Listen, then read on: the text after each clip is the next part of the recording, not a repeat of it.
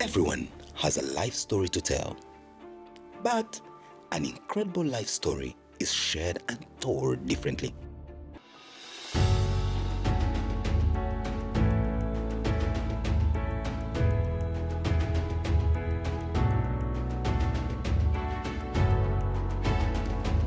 Well, you've seen these cartoons.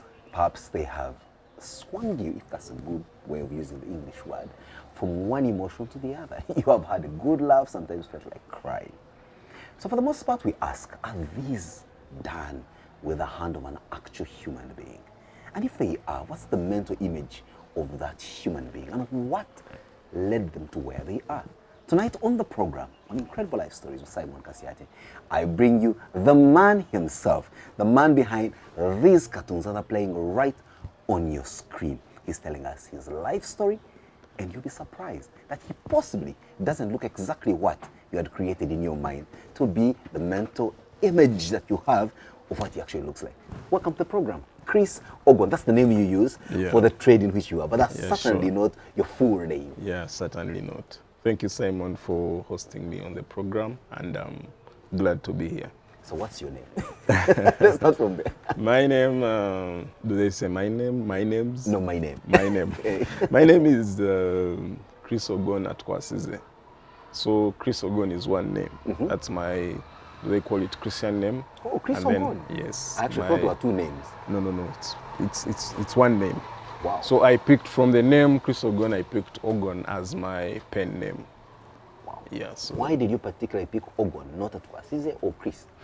Chris is very common, and at Kasyate is too lengthy if you're trying to create it's So Ogon came in as the right choice. Yeah, I think it's you'll agree with me.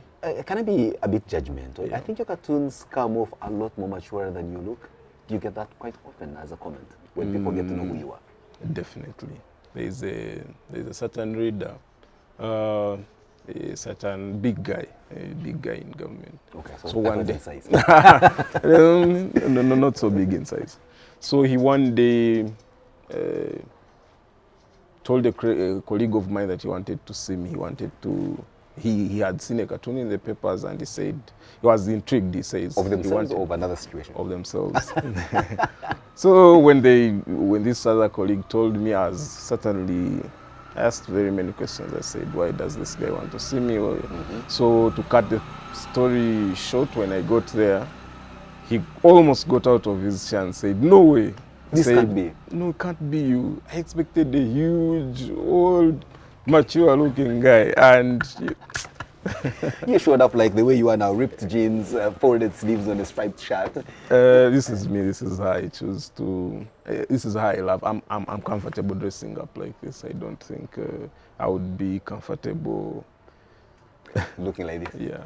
Do you actually have a bow tie? Do you have... no, none. What about a normal necktie? Neckties, I have a number. Ah, okay. Yeah. So when do you wear them? Parties. When drawing? Certainly not. But when I go for parties, once in a while, really. Yeah. Chris Ogon, let's start from the beginning. I mean, without a doubt, you are certainly a Gen Z by all descriptions. Not really. Or millennial. Millennial, yeah. When did this journey begin? Where were you born? To whom were you born? The journey begins in 1990. I was born in 1990 I'm 35, so really. Hats off. Yeah. So I was born in Kabale. Then it was Kabale district, but now presently it's called Rwanda district. I almost guessed. Really? So I was born to my parents, Sekondina Tumwekwase and Theodore Beshishira. What were they doing? Or what were they doing? Teachers. Teachers? Yeah, my parents, my mom is a trained primary school teacher, and my dad is a retired secondary school teacher. So in these hills of Kabale, from where you were born, you know, there are some things that we don't seem to associate to certain tribes. Just like I do not know of a national team football players from Kabale. One would expect that there would be a very serious cartoonist from Kabale. There used to be. Has there been? Joseph Kabagambe. With a gold himself? Oh, very many. They don't have him on the program. Fantastic winger, yeah. But he's now retired. Even more reason. Yeah. So this drawing thing, What do you mean don't associate it with...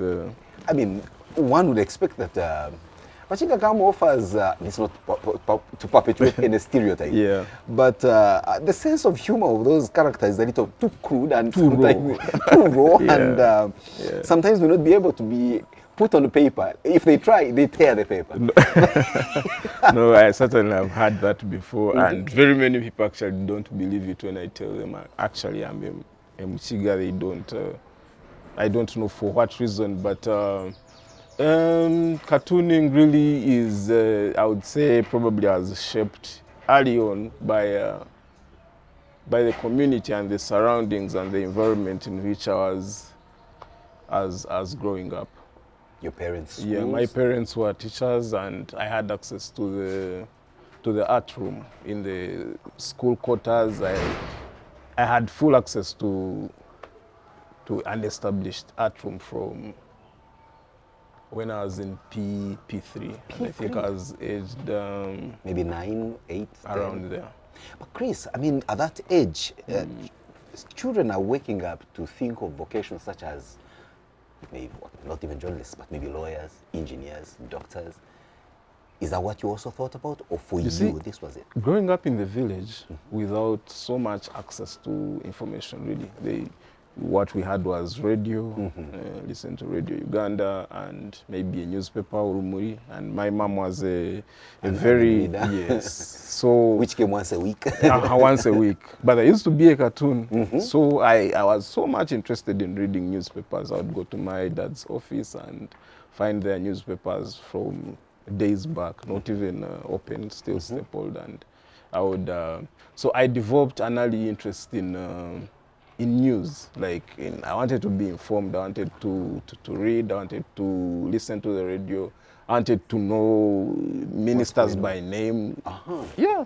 Cram the districts of the country. Yes. Still double digit. You have a pull out in the newspaper, and you have the cabinet, and you almost have every cabinet minister by... You can identify them. Basogan Sadu, Andwale Auzu. Guys you'd never seen because there was no TV at home. But still you knew how this guy looked like. This is the Minister of Water and Environment. But let's get into the classroom. I mean, for a guy that was heavily biased to doodling and drawing, how were you performing in things like mathematics? Or you just had a good handwriting? Mathematics, Simon. You couldn't even count your fingers. Terrible, terrible. I failed mathematics from when I started school until when I stopped school in O level. But at least now you can count money.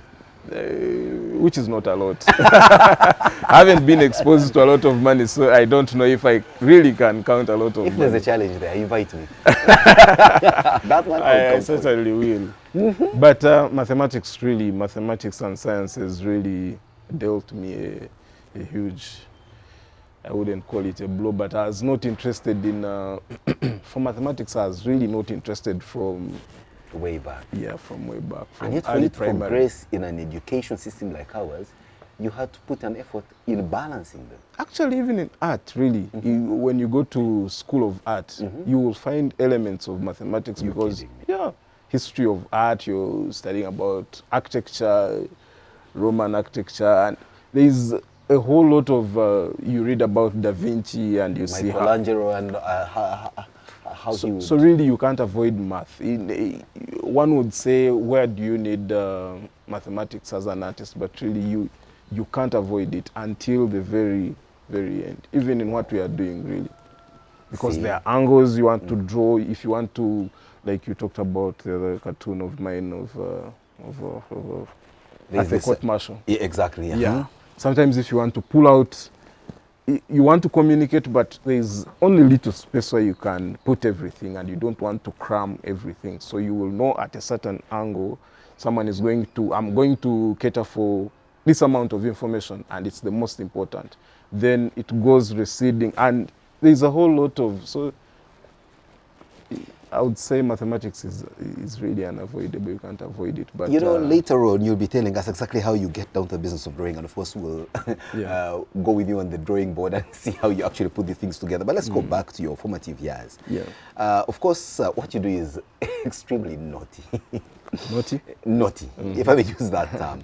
So, in school, were you the kind of guy that drew teachers' cartoons on the blackboard in the evening, and then you disappear, and in the morning they don't know who it is? Very much so, especially in secondary. I used to, you know, if you used to Cavalry and the topography, and I went to school in Lushoroza, and it's like kind of a hill, so when the teacher was coming, you actually see someone. Isn't that something like a seminary, very strict? I actually didn't go to the seminary. It's another school, same hill, but I didn't go to the seminary. Lucky you. I don't think I missed much anyway. So you'd be able from class. So probably the teacher is late, and you start now documenting you've seen them down in the valley, and then so by the time you start drawing and you're moving them and the class is attentive and they're following up until to when the teacher opens the door and they find their cartoon so on the very board. many times they used to find me on the blackboard trying to And make that fun would of mean them. trouble for you, right, sometimes? Not so much. They just laughed at Yeah, you. most of They them. knew you were this class comic. Most of them really just had a laugh. And Your earliest recollection of when you possibly had like a comic book, like something of your own works running, must have been maybe sometime in secondary school as well. secondary school, actually, I was not exposed to comic art until much later when I joined university. You're kidding me. Yeah, because growing up country in Rwanda, doing primary there, going to Shoroza to do Next door. secondary there, yeah. So you're not exposed to very many books. The library at the school where my dad was a teacher, you know what's there, the composition of books, that's the content. There is not, so as not... The most sophisticated was like Encyclopedia Britannica. the Atlas and those things. So I was not exposed to comic art until when I joined university. Wow. Yeah.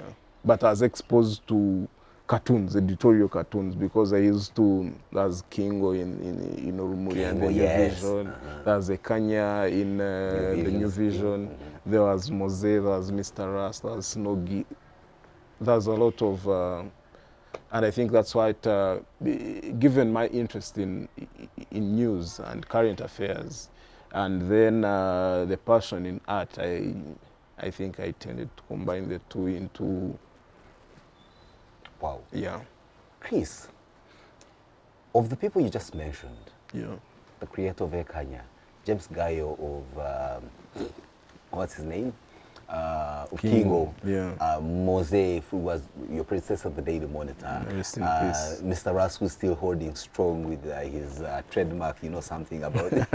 Who was your favorite? Who was your inspiration? Or was it, did you just melt them into one pot of inspiration? Of course, Ali was exposed to Snogi and Mr. Ras, their works, and of course James Gayo Kingo.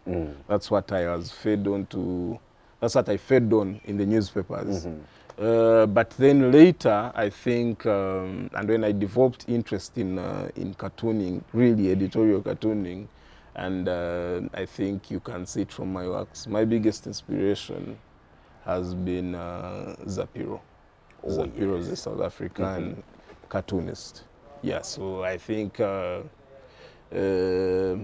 all cartoonists that I've seen here, exposed to their works, and I think he stands out, and he's really a huge inspiration of what I certainly would want to become. Your cartoons obviously are not abstract. When you draw a character, I am able to look at the head and certain features, and I can tell you, this is Simon Kasyate. Yeah. In my case, what would be the predominant feature you'd want to put down? When I look at the shape of my head. Actually, I wouldn't find trouble with characters like you, because already you have a signature bow tie, then suspenders. You're a work of art. I wouldn't struggle with people like you. Flattery. Yeah, I wouldn't struggle with people like you. But there are people really you would like if you try to caricature them or do something, you would struggle to find what to exaggerate really, and you end up not really communicating what you wanted to. Even if you wanted to ridicule them, you don't find that an entry point exactly of abuse, a fault line. Yeah. Chris, you'll be telling us more of how you then narrowed down your craze for art into what you termed as editorial cartooning. Before that, let's take a short break. Thank you. Everyone has a life story to tell, but an incredible life story is shared and told differently. Incredible Life Stories with Simon Kasyate. Well, it's always fascinating where you know someone so much by the body of their work and perhaps get very surprised when you actually see who they are. And that seems to be the story of Chris Ogon here. Chris, many a times people get surprised when they see you for what you are, yet they know your works so well. How have you managed to, one, be a very high value, scarce item that I feel so flattered to have you on the program today? Really? That's... Are you naturally introverted? Do you like to hide and just let you shine by your work? Not that I like to hide, not that it's really not by intention. Like I don't know what to call it. Do they call it safe space? Not related to harm or anything of the sort, but my safe space as a creative is when I'm by myself, really. And like I told you, I wish I was, but I'm not an activist. They call them activists. Activists. Yeah, like I don't want to. I'm not comfortable, or I don't know if one would call me a coward, but I'm not comfortable being part of conversations created by my work. I don't want to give the reader an impression that what I'm doing is actually personal. In a way, it's personal sometimes, but I don't want to involve myself in. I see it on your posts on social media when you drop your cartoon of the day. And there's all this huge commentary going on back and forth, and there's everyone throwing at you all the things. You, Chris, and your responses are, to a large extent, arm's length. You're not participating in giving us the meat behind. Exactly.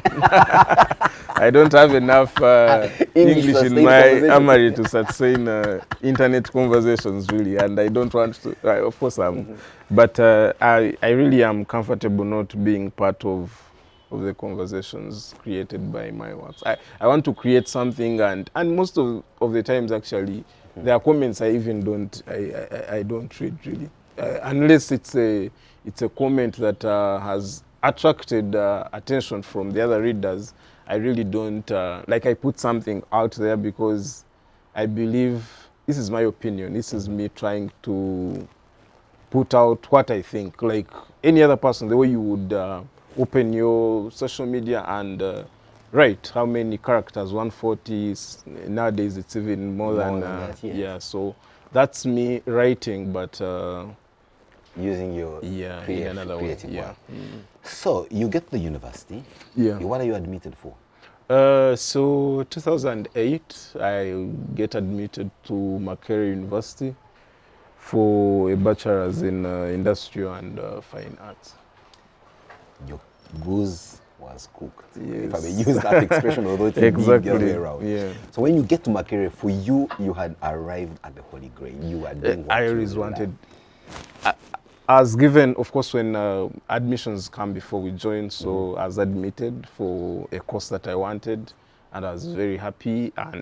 But growing up in the village and up country and everything, I think everyone dreamed to be at Makerere. So being at Makerere, doing the course that I had, everything was done for me. I had one way, and the only way was So in your class, I mean, every creative is good at their creation.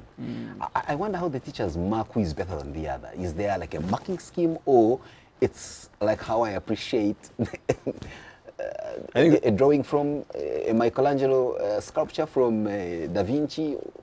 How is it done? How great not you are bad? Actually, drawing is not the only thing that constitutes the course. There are very many. There is Theory. a lot of it. History of art, design elements, typography, Calligraphy. Do I get it right? because of the internet now and advancement in technology, we no longer do the writing. The handwriting is not that much emphasized. But there are very many things away from just drawing. Drawing is, of course, it's the core. For you to do that course, you certainly must draw, and we draw from year 1 to up until year 3. But there are very many other things that you, Let me just interject in there and looking at the current trends where... So you had asked me about the marking. How Yes. do you determine who is better than... I think art in itself has its own elements. What this one has achieved aesthetically, probably they have not achieved in trying to communicate. And they tell us when we are, at least what I remember from what they told us at School of Art, that the art you're creating is not for your own consumption. So the art you're creating is for the public when you're creating. So I think even the guys who are marking you are marking the possible impact or effect on the reader or the viewer. Because something may be, you're going to draw something that is so beautiful, looks very colorful, but doesn't communicate. And someone will just come and place a dot on the canvas, but with the message they're trying to put across, and they'll have achieved, in my own view, and I think of the people who mark us, they'll have achieved more than Girl has beautified everything, but doesn't make... doesn't really hit the nerve, so to speak. Exactly. My question was coming in the advent of technological advancements, where we have AI and things of that nature. Do you feel at this point in time an existential threat in personal talents of creatives like you on the backdrop of AI being able to make a guy like me who can barely draw to save my life to be an incredible cartoonist because I am just sending commands to a computer-generated application?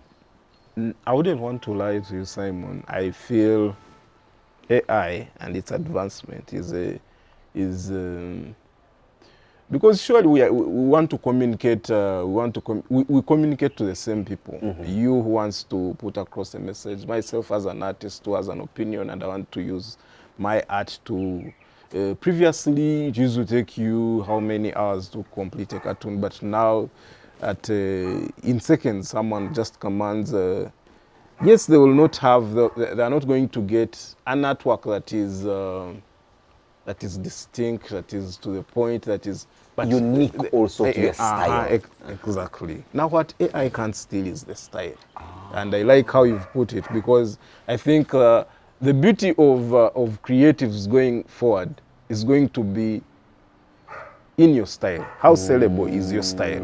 Is your style something someone is going to come and say, I would want to own this, not because of the message, but also because of the style of the artist. There are people out there who buy art. The moment they saw this is a painting by Simon, it doesn't matter. It ceases to matter the what content. It looks like. They will decipher that later, but they are buying Simon's style. They're being a Chris Ogon or an Ogon creation. And it's also emphasized that School of Art, because you find very many people who say, you go to university to just draw. That's what very many people. But most of these things, actually, I learned at university that stylization is key in what makes a successful artist. Wow. People should be able to identify your work even without being labeled or with watermark and the like. Talking about identification, Chris, how did the Daily Monitor or National Media Group identify you? I actually identified them as as a potential conveyor what I was trying to. So after university, of course, I did 3 years at Makerere. After that, I joined some book publishing firms. So we would draw illustrations for text. Like books. how these ones in the Bible are, you know, there are big Bibles that have illustrations. I really love those. Yeah, those ones are fantastic. But now for the book illustrations, it's initially it's what I had wanted to do because there were jobs available, but then it was first there was competition. The guys were really good. Oh, really? Yeah, fantastic guys. There are guys you fear, Yes. in the field in which you are. Wow. In book illustration, yeah, they are fantastic guys. But then book illustration, I switched from book illustration to cartooning because book illustration was in a way boring. It got to a certain, you get to office, I've told you, draw Juma, going to the mosque, draw this. Like someone has already created, exactly. They don't leave you the latitude to...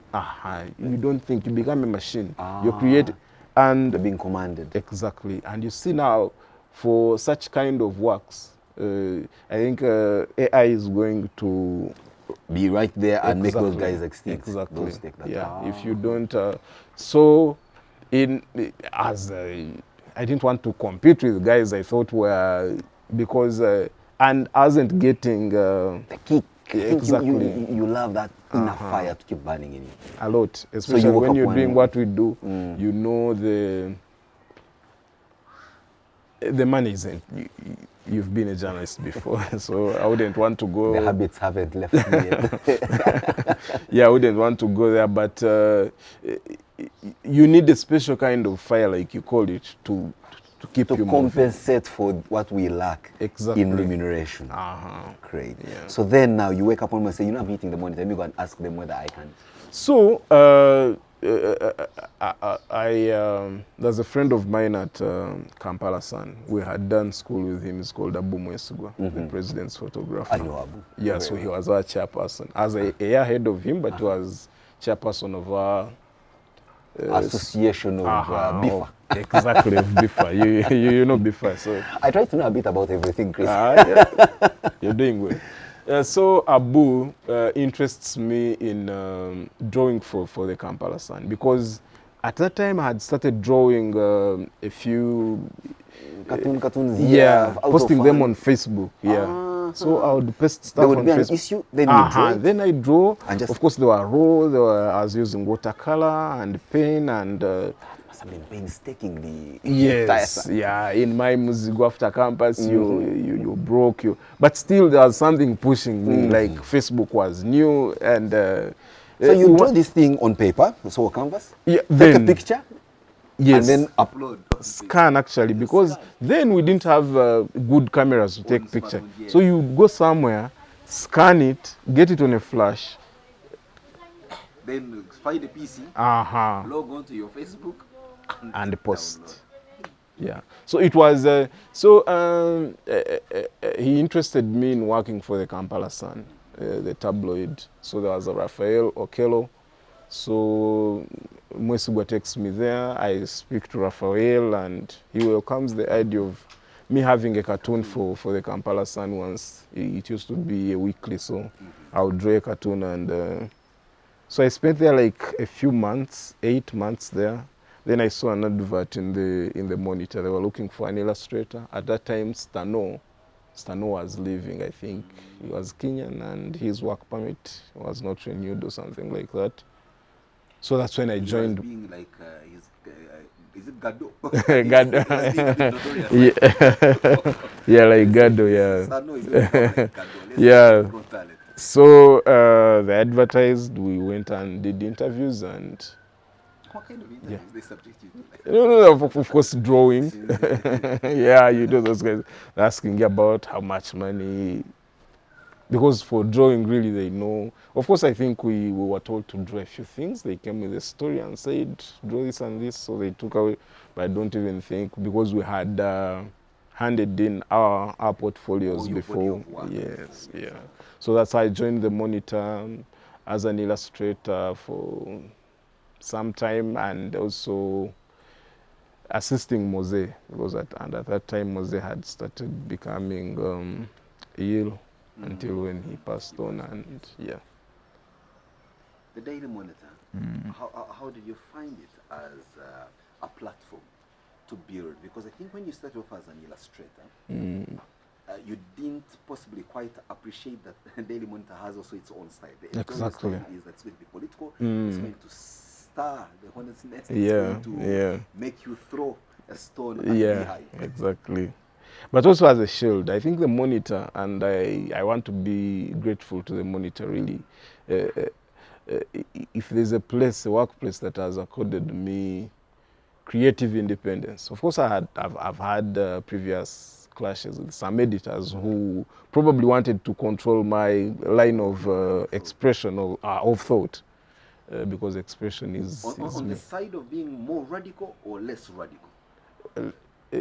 them wanting me to be More less. radical, or be less. Yes. Yet for you wanted to be. Yes, exactly. But I think those exist everywhere. But Monitor really has been a great place for me, especially when it comes to, of course, giving me the platform, but also shielding me from because most of the complaints that come in, they really they don't get to me really. Yeah, even when sometimes they are aimed at me. I only find out later that this one was complaining, but it was sorted. This one was so. But now, having drawn cartoons over time, I think I know the limits. I know where to. I know when I'm going astray. I know, especially when I'm working for the paper. For my page, I can. This one. I can move towards the edge. This one of the anatomy of the human brain of that particular guy I want to mention, but yes. let's show the cartoon on the screen. Was that for the Daily Monitor or that was for your No, it was for my musings. Nice. Let's take a short break, Chris. When we return, yeah. we'll be looking at how, well, we know that highly talented people like yourself are very difficult to manage in an institution, but clearly you can see that you're having a good time with the Monitor. But we're going to look at how you are transcending just being an illustrator or an editorial cartoonist at the Daily Monitor to expand your body of work into something that possibly could be income generating, if at all. Yeah. We'll be right back. Thank you. Everyone has a life story to tell, but an incredible life story is shared and told differently.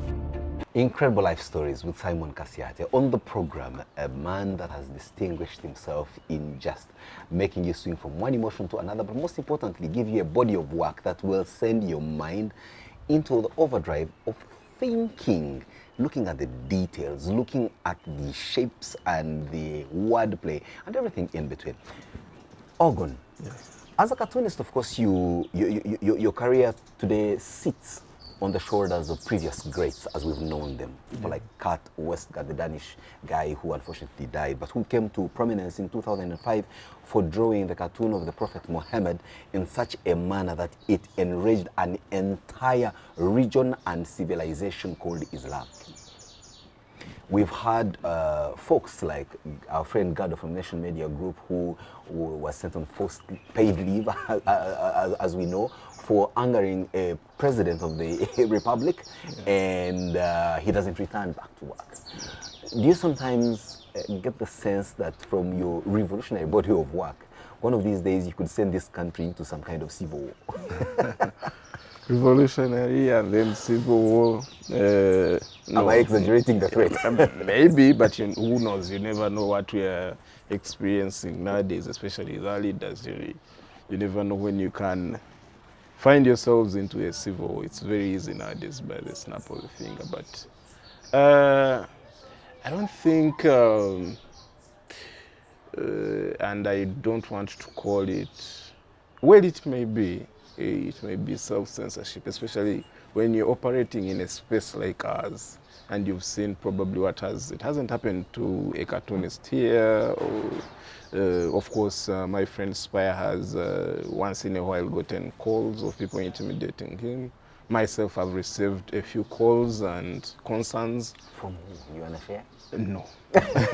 Please. No. I may not be Why do you have a feeling that comfortable the sharing. easiest guy that you draw effortlessly is President Museveni? Yeah, he composes most of, like the biggest percentage of my portfolio is President Museveni. And is that interestingly, I've never had anyone from him, from connected to him or his office complain about how you depict him. Yeah, yet I've had bosses who have worked there, Don Wanyama, but I didn't get anyone complaining. But most of the times, the threats I've received come from lesser motors. are they called hangers on? Those ones are Those the most ones who dangerous think ones. because they are rubbing by an anthill, they are an anthill. Yeah, and a certain mentor has told me actually the people to avoid are not the main big guy, as we know him. Avoid the overzealous guys who hang around there, because in wanting to impress the other guy, probably the other guy is because there's also a limit, Simon. There is a limit to how freely one can express themselves, depending on where they're operating. Really, it's not. I don't think it's absolute. Yeah, and you should tread cautiously and carefully, but again, not censoring yourself in the end, because now if you walk on eggshells all the time, you're possibly going to find yourself boxed caged. Up and yeah.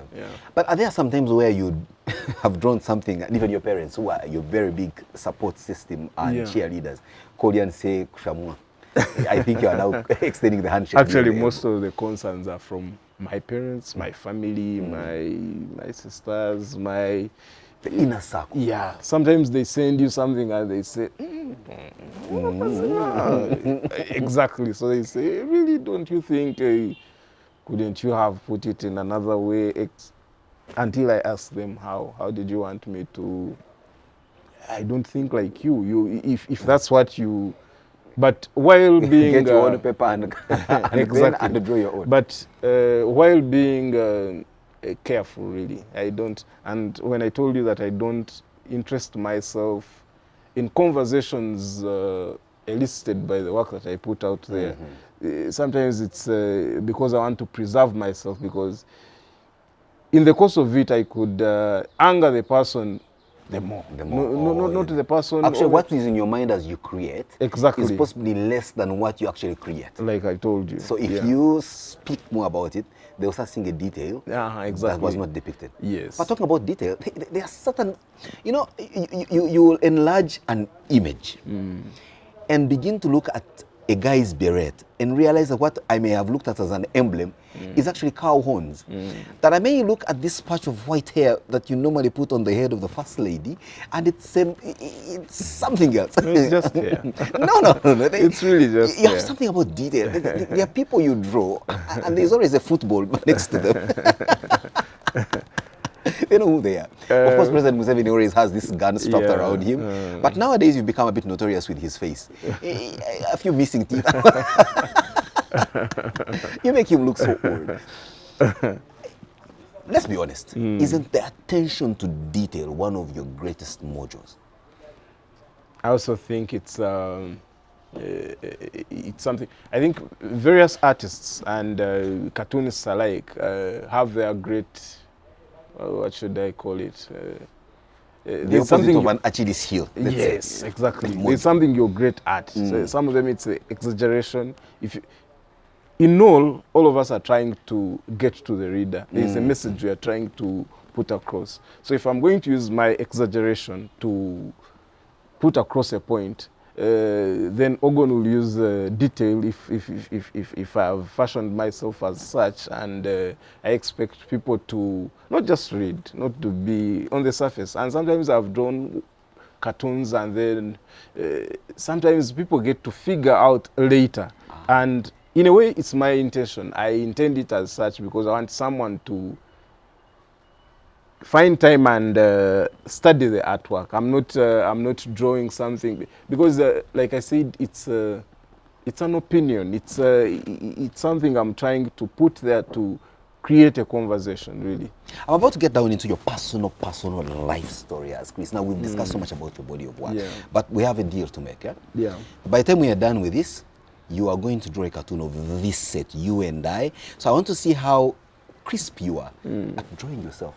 Because you seem to draw everybody else I hilariously. may draw you, No. but I'm not sure about drawing myself because I don't think I've drawn myself more than 2 times. Or... Well, but you have known yourself for longer than you have known me. Of So course. you should be more... No, I'll be fair to myself. I didn't want to... See, you don't want to Yeah. test the bitterness of It your own actually medicine. happens, even with politicians. Sometimes you get a politician who is new on the scene and they're doing things the right way. You will be kind to them. You will be kind to the visually description of, if you're trying to describe them, the attire, even the time you spend. But when this person, over time, this person Continues is to go down the changing gutter. and even your drawing will show it. You will And that's not. why sometimes people think you are a bit sympathetic to the opposition because you I seem to actually be... am not. Oh, really? I actually am not, and if anything, there's a big opposition guy who has sent me very funny messages, name calling and whatever, and in reaction to a cartoon, there's another one who called me and was actually trying to use his words. He said, please, we are in an election period, don't lampoon me, you know, these things are strange to me. And I had drawn a cartoon, of course, which was not portraying him in good light. Then he called me saying, we are in the struggle, we are in a... When you use big words like lampooning, I'm beginning to see a dollar sign like 500 million.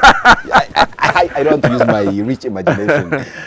So most of the noise actually, even on social media, when you draw something, the people that want to quickly jump onto you and crucify you for your opinion are actually guys who have branded themselves as opposition. Wow, vanguards of expression of freedom. Yeah, And and then you wonder if really if they were the ones in government. exactly if you were my daily meal the way the government is, how would you react then? Because now you're not going to.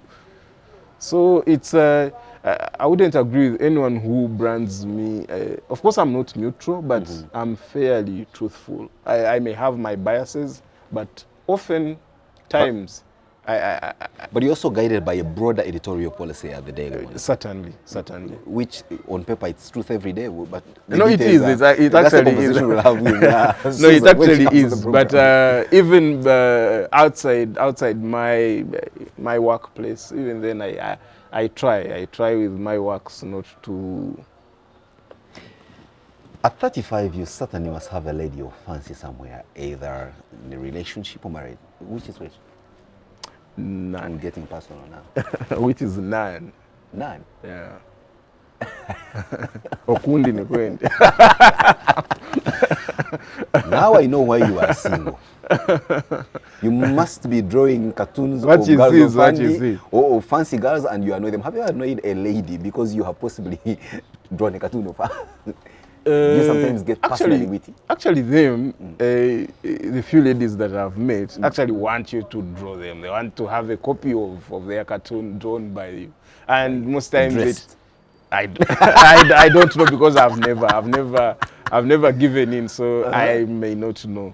But there's a person who once commissioned me to draw a cartoon of himself and the wife, and of course the guy was excited when he got the result, and the lady was Vexed. Yeah, she She wanted didn't to like tear it. her part away. Yeah, she didn't like it at all. Yeah, sense so- of humor is something else. But going back to me, not yet, but of course, everyone, really after a day's work or whatever, everyone would. But I'm trying on that front. I'm We wish trying. you luck here with Incredible Life Stories. I need it. Like I said, this is not where the story ends. Yeah. One day you will return and tell us must how far need it's it. going. Yeah. How do you relax after a long day's work on your drawing board, literally? Really, like I told you, I prefer working at night. It's the time for resting and relaxing. And relaxing, yeah. But I think I relax enough during the day, reading mails and catching up, news sites, listening to radio, watching TV, trying to, because I think a cartoonist, every cartoonist anywhere must be, at least you must be knowledgeable about, you must not be a stranger to the issues that you, especially exactly. editorial cartoonist. Yeah, no, a person should know, a reader should not shock you. They can shock you because, and it will show really, if you're not well conversant with the topic you're trying to, however funny you try to be, they will see someone can easily check that you're not, and you wouldn't want that as a person who is trying to put out your opinion there. But going back to how you relax. How I relax. I watch soccer. I support Sports Club Villa. So once in a while, I move and watch a few games. Villa Park is normal. So Wankulukuku. Anyway, Wankulukuku is Villa Park now. Yeah. So once in a while, watch Sports Club Villa. Then I watch some basketball at Lugogo.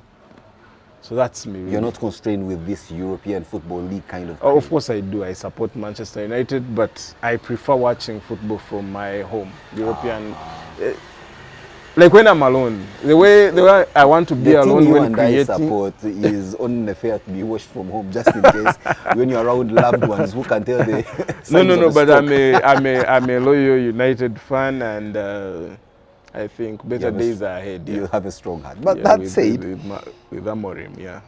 What's your favorite dish? Favorite dish, really? Do I have?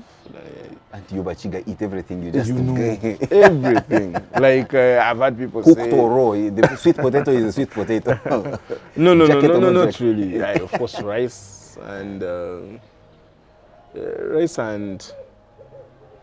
rice and chicken, really. The basic ones. The basic ones. Yeah, but I don't have like I told you, I eat anything. I eat everything. And how do you prefer to wash that dish down? Taskalaga. I will charge you for an advert on the program. They will pay. I've been a loyal. Or cold? Cold. You know those characters don't normally like using their loyal consumers as faces of their products. Yeah. One day I'll have them. Yeah, they should give me some, and I've been loyal for some good time now. But Taskalaga, yeah, once in a while really. I don't drink every day, but once in a while if I choose to drink, it's a bottle of Taskalaga. Any bad habits? Bad habits, procrastination. Yeah, and time. So you'd have been churning out more cartoons if you are not a procrastinator. Oh, sometimes an event happens and you had envisioned it in your, like this is how you wanted to put it out there. I have a lot of sketches that I have not finished there because sometimes there's just so much, and then you wait, and then it's overtaken by events. And it's not by the command of just you have to think through these things. So I have very many sketches that I haven't finished, which hurts me really, because every time something happens and I had envisioned it, like, I regret, and I've had very many. Or sometimes when you're scooped, you're trying to draw something, someone else Spire has already drawn it. So there's always that little bit of a cold war between who releases this first. No, not that. But sometimes I'm trying to tell you things that may not, like when you get scooped. I get the gist. So we're talking about the bad habit of procrastination. Some of the works I would have finished earlier, but any other artist, if especially when, no, because we can, it could be a topic and we'll have a different way of expressing it. But sometimes the thought line is the same. Like, the guy puts out same thing. You've not had an interaction, but somehow the same imagery that you had just comes is what's there. Now, when you look at it, I don't finish it because most times when I see that, it doesn't matter. And even when I get a topic, actually, I try to research and see, has it been, because you're going to be seen as either a copycat or a guy following through your line. Exactly. Music. Is it something that appeals to you? Yeah, I listen to music. We all listen to music really to Don't be wind very down sure. and yeah. Don't be very sure. No, a lot of us. A lot of us. And you really. dance? I don't dance, but I listen to. Why I don't you? listen You have to two left feet or what? Yeah, maybe webbed. You could add webbed, yeah. So I don't dance, but I listen to music. I listen to. Actually, music is what moves me. So when you're working, you have... Yeah, I have music on my Spotify, I have YouTube, I have... so Something music going keeps on. me... Yeah, it's the fuel, really. Because I Wow. don't have alcohol when I'm working, I don't have... so it's music all the time, yeah. Earlier on, we talked about the Bible as being one of those very inspirational pieces of literature that actually inform much of the imagery from which you pick your body of works. Yeah. I'm going to ask this question. Is that something to indicate how deeply religious you are, or... Deeply religious, maybe not, but I'm religious. I'm Catholic. Growing up, my father is an ex-seminarian. We grew up in a Catholic setting. My grandfather was a catechist. So I've most of the things that I do, even the art, really, I think Catholics and art, yes, yeah. So something...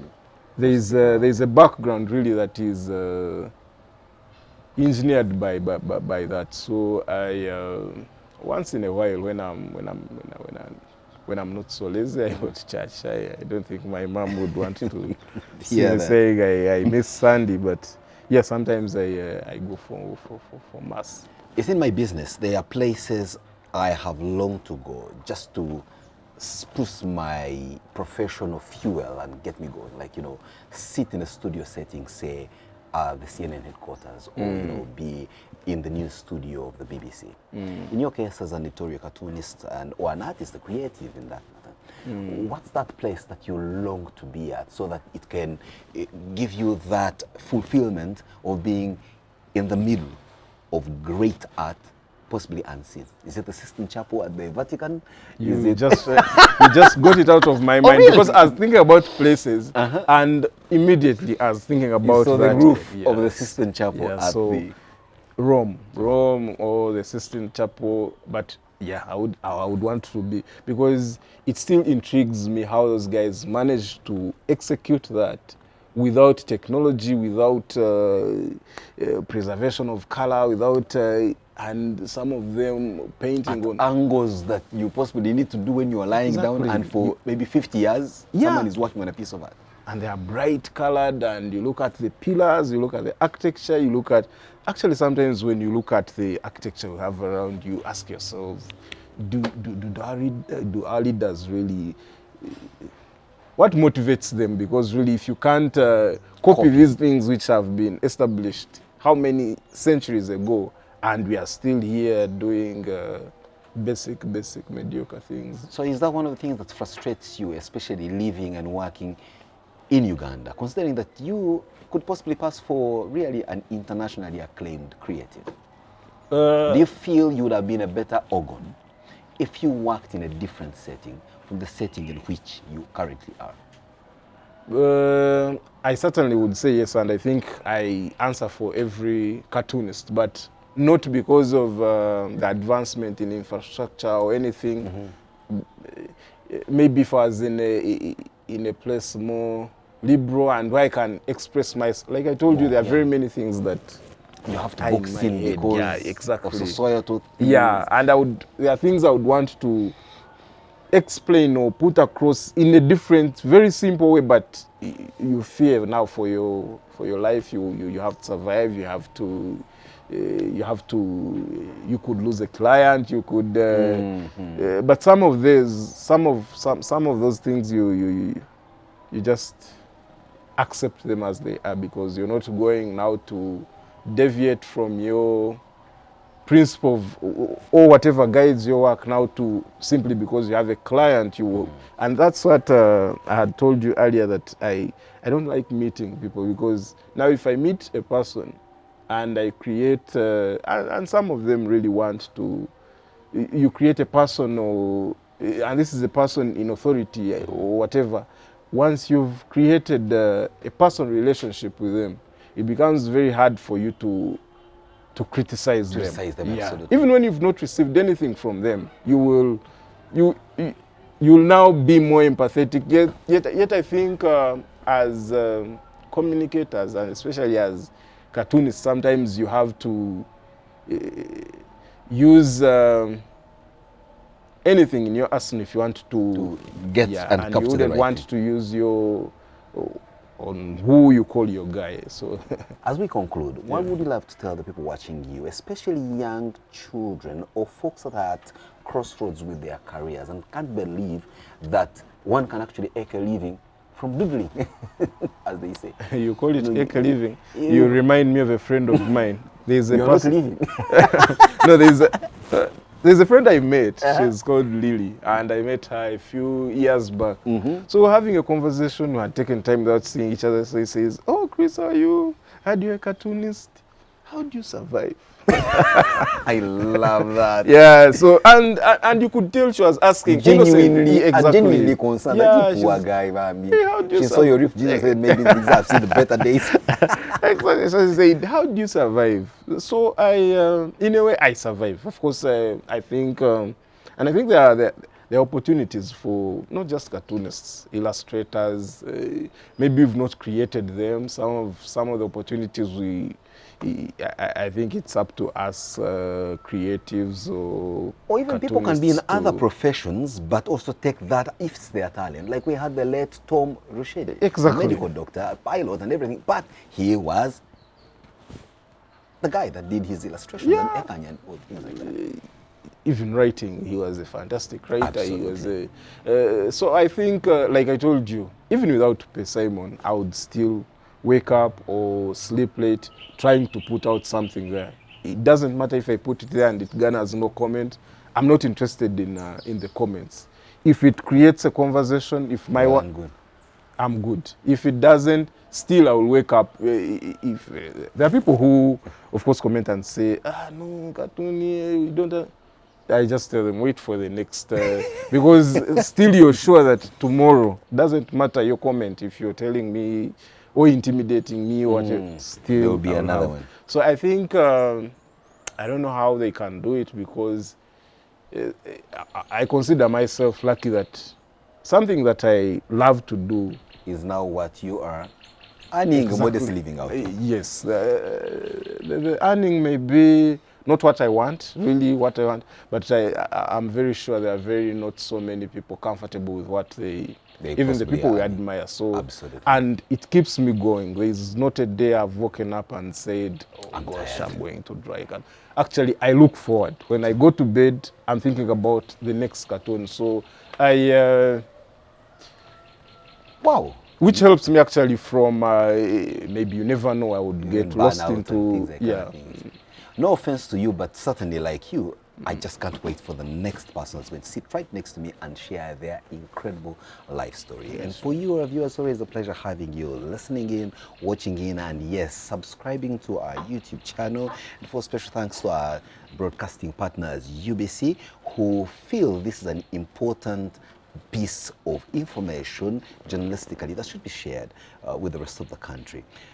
We come to the close of Incredible Life Stories with Simon Kasyate. For particularly this episode, we will return next time with yet another Incredible Life Story. Stay with us. Everyone has a life story to tell, but an incredible life story is shared and told differently.